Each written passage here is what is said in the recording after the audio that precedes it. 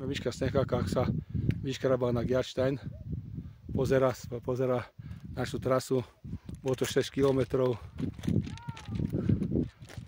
Pozeráme teraz celý masív tohoto Dachsteinu, vidíme našu lanovku hore, 60 eur, autobus 20 a 20, 100 eur sme ušetrili dneska na kartu. Tuto je dole chata Giadalm. Odtiaľ sa nádame kutia na Hallstattské jazera.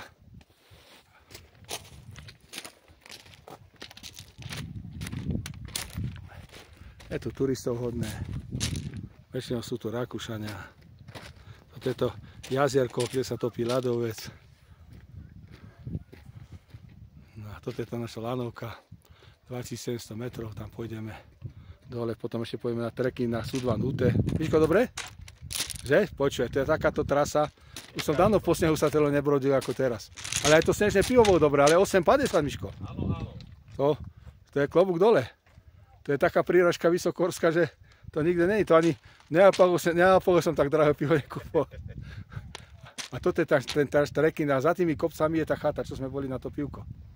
Toto je prvý hore Dachstein, potom je Torsten a Bischof Múze. Za tým sú Goslavské jazera, tam pôjdeme na Busí rok a do Hallstattu. A toto je tá chata, toto je trekking hore, to je tiež 2850 hore až. Chlapci tam boli hore. Janko Vranatov stal so šéfkom Klusom, už sa im už nevládzu. No to je idylka, zimná idylka, keď je pravá zima tuto. A neskutočne. To sú bežkárske trasy toto. Tu bežkujú. Ale už vidno, že je globálne opäťopovanie sa to stráca. Tento špicatý, to je Stoderzinken.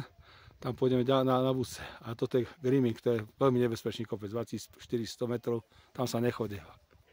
To je ťažšie ako tento.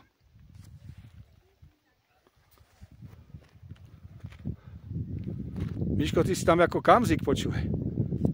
Ty píš. Neskutočné.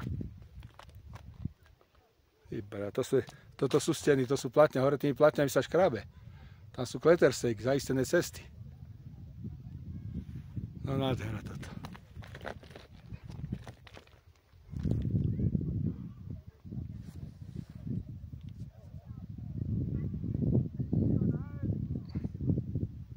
No aj to je dlhá trasa toto, 6 km.